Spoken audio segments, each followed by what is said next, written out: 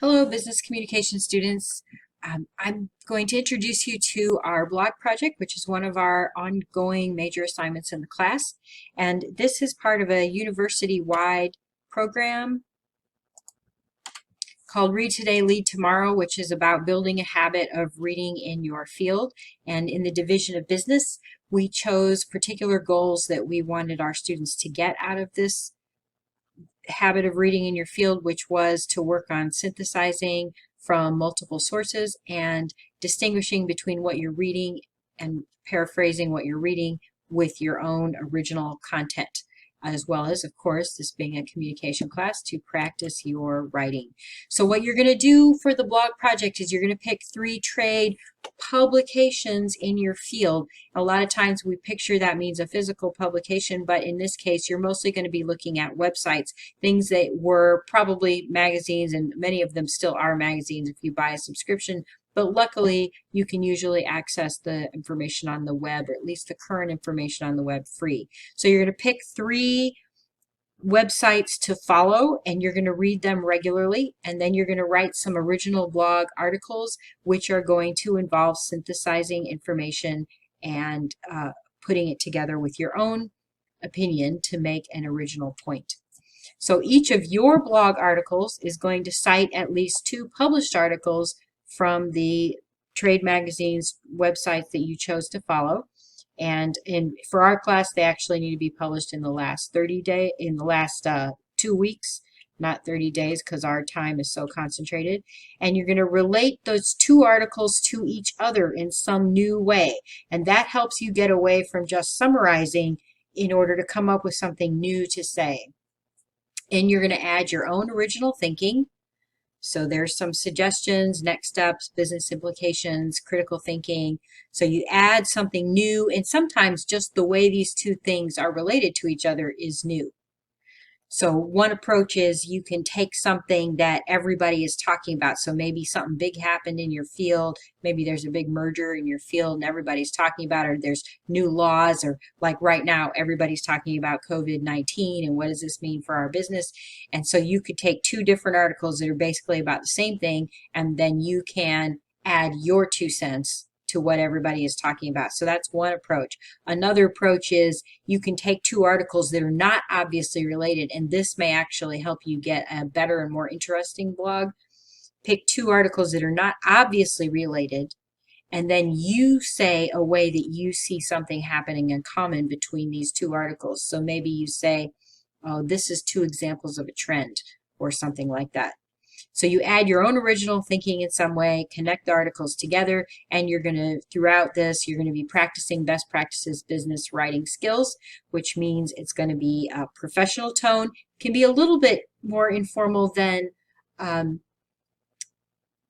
original magazines that you're referring to, but you still want to sound like a professional with professional vocabulary, professional tone. You want to focus on keeping it short.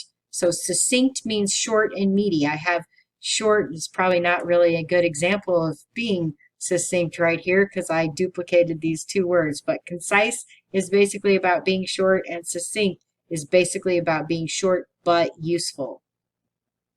And you want to keep things specific. So pick a point to make and make that point. Don't go on and on with a lot of different points. One of the things you're supposed to be working on in the blogs is synthesis. So that means you're going beyond repeating to build on the ideas and information of the original authors. You give credit to the original authors and you pull information together from multiple sources, but you reorganize that information completely to fit an original point that you are trying to make.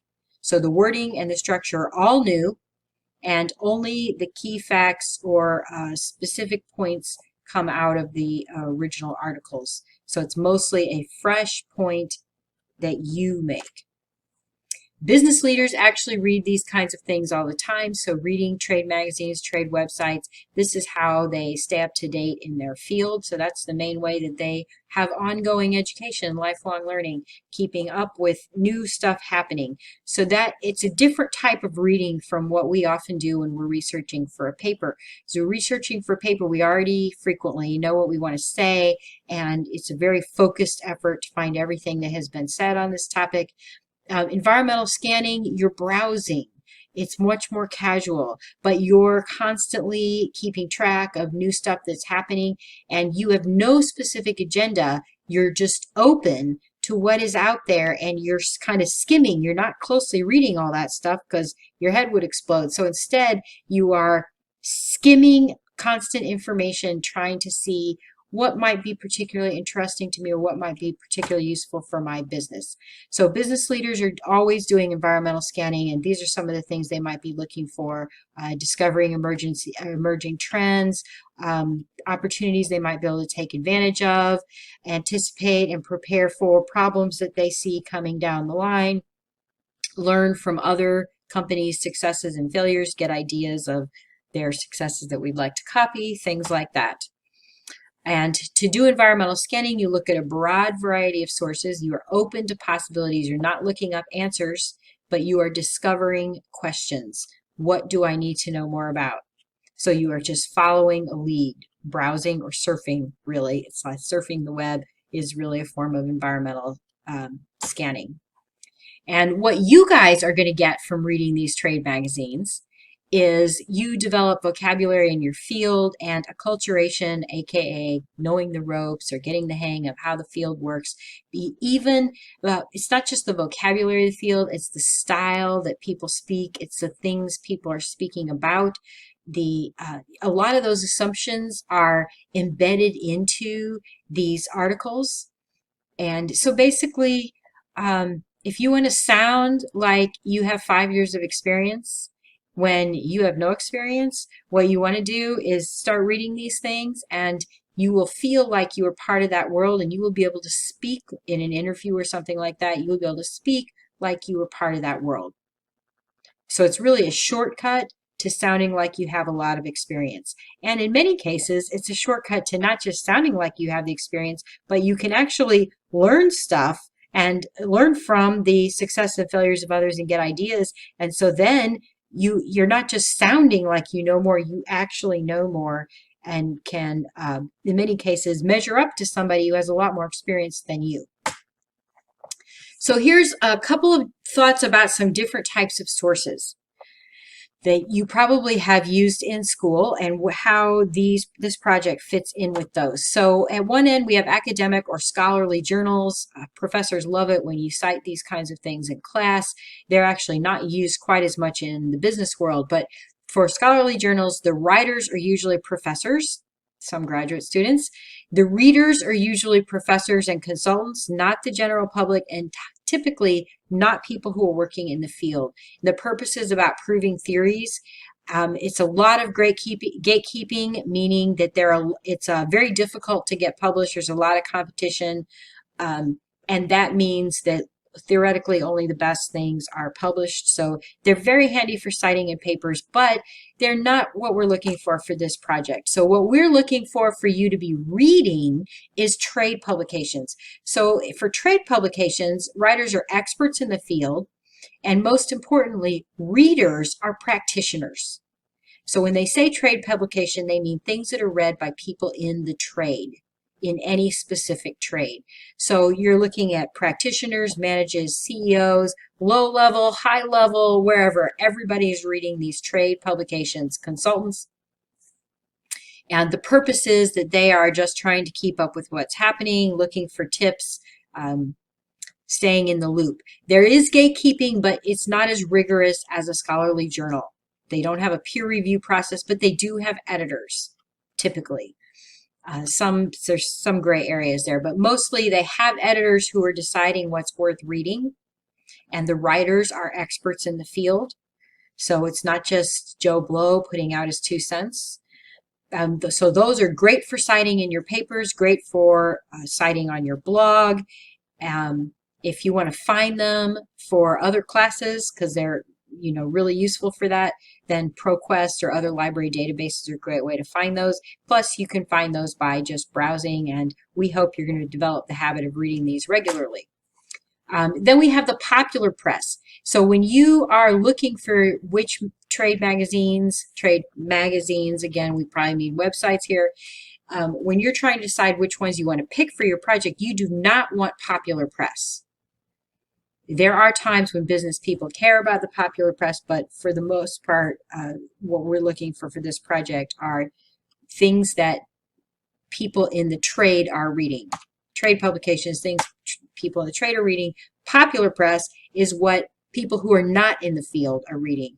Regular people, citizens, consumers, whatever we want to call them, people who are in a different field, but they're not in this field, so they don't read like experts.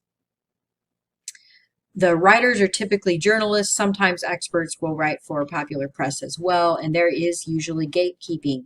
So these are things that are actually published by a publisher, and editors have decided, someone else has decided this is worth publishing.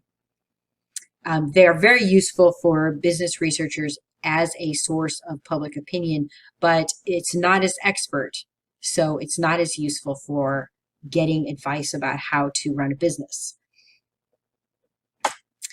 And blogs are, in terms of the amount of gatekeeping or expertise involved, blogs are at the bottom of it. So the level of expertise actually varies widely. There are some really expert bloggers. There are some really ignorant, inexperienced bloggers. There are some people who know a lot about what they're talking about. There are some people who know very little about what they're talking about.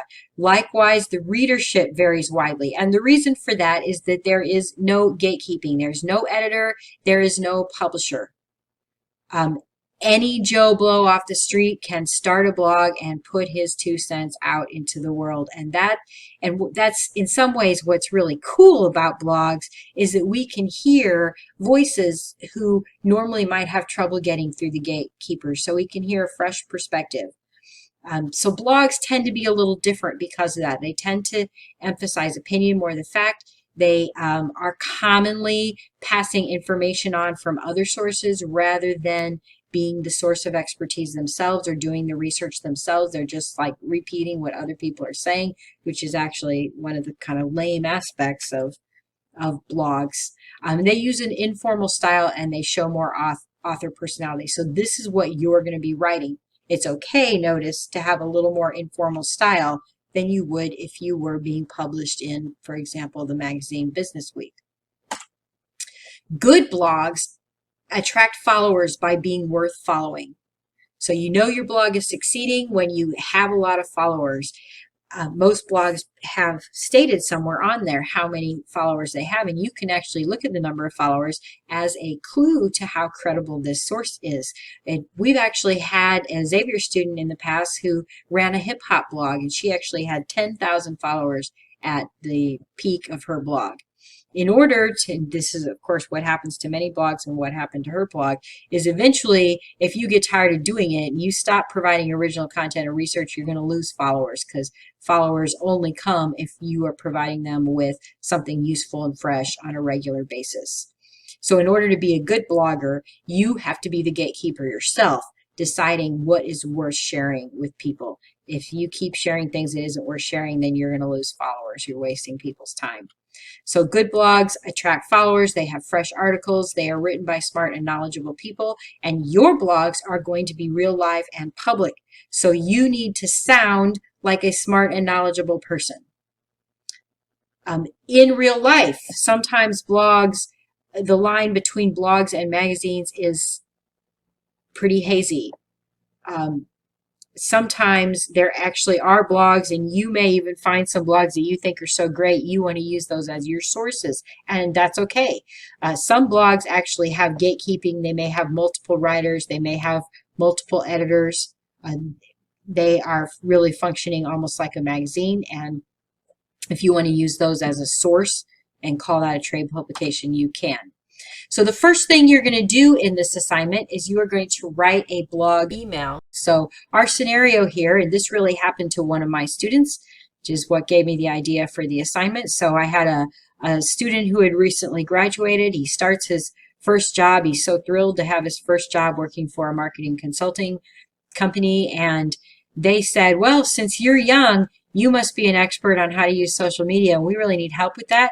And so the CEO actually told him, we want you to write a blog and help train the rest of us through your blog on trends in social media. And he was like, wow, he was very intimidated, actually.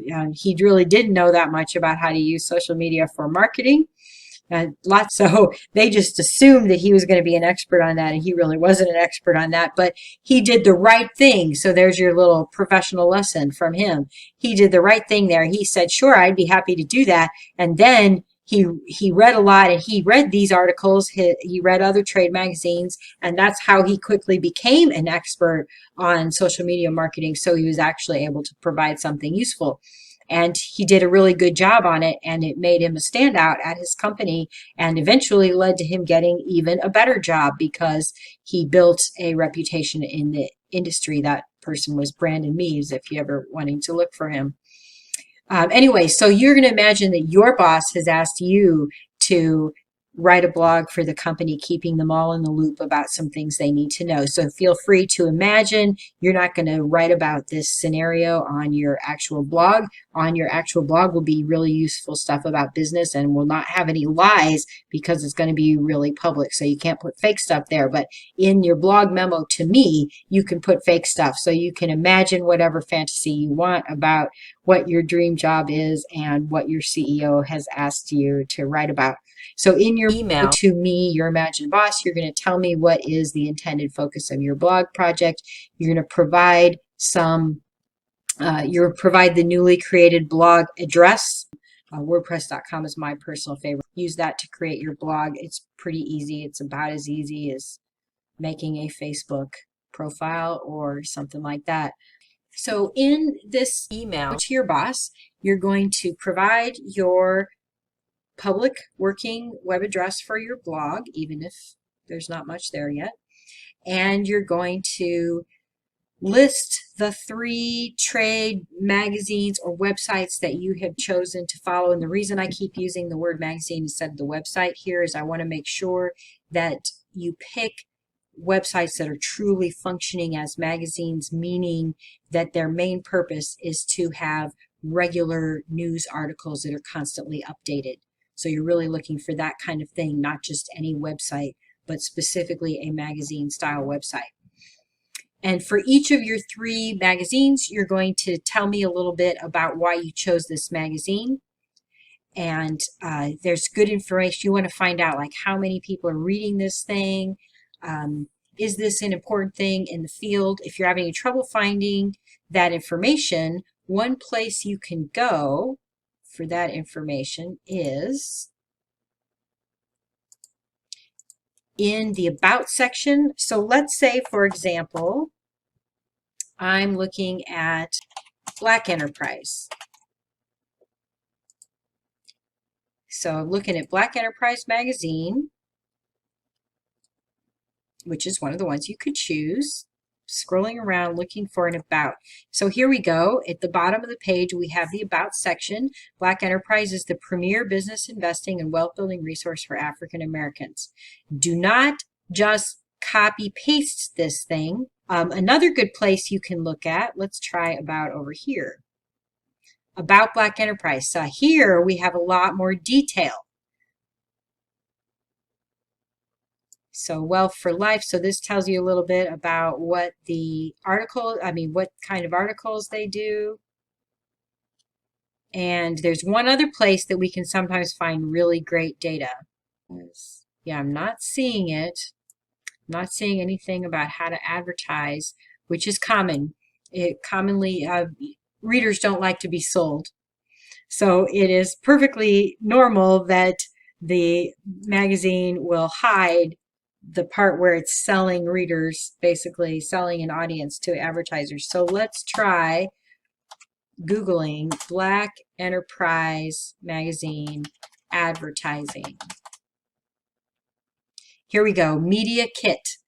So that is what they commonly call the information where they're trying to sell it. Here we got 2019 Media Kit. Perfect for Black Enterprise. So this is something they put together to sell advertising. But what's cool about this is that this tells you who's reading the magazine. Because when you sell advertising, of course, what your company that's buying advertising cares about is who they're reaching. So you tend to have some really useful stats about the audience in here. So here we go. Here's the nitty gritty. The audience of Black Enterprise Magazine is sizable, 4 million readers. So here's what things you could say as you're trying to build the credibility. 4 million readers and only a 10% reader overlap with other financial publications. Direct line to affluent, educated audience. So that's cool. And here we go. Website users. This is what we really care about. So here you can say, look, 68% of the readers are professionals. 31% of the readers own their own company. So, you know, people wouldn't be reading, these people would not be reading this thing if it were a waste of time. And these people know enough about what they're doing to know what is a waste of time and what isn't. So this, knowing this really boosts the credibility. So these would be great stats to cite in your paragraph that justifies why I chose to follow Black Enterprise Magazine. So one of the things you're going to include in here is your few sentences about why the magazine is a good choice, and I was just showing where you can find that. So your other question is going to be, how are you going to find the magazines at all? So if you look at the detailed directions for this assignment on Brightspace, on the last page of the directions, there is a list of suggested magazines with links. And on the last page of the assignment directions, we have a list of suggested trade magazines. Most of these are free. Usually you get access to the current articles for free. So different, you don't have to use these, but just to get you started, and feel free to think of more specific ones. The more interested you are, the more fun this project is, the better it is for your future career. So by all means, take some time and be creative and think about specific things. So if you're interested in forensic accounting, then there are trade magazines, websites for that. If you're interested in green business or environmental sustainability, there are whole magazines for that kind of stuff. So make it as customized as you want. If you're interested in entertainment marketing or sports marketing, you know, go for that kind of thing. At the bottom of our list of suggested magazines and links, there is this one here, which actually takes you to a whole website that is an index of other trade magazines. So for all different fields, some suggested trade magazines.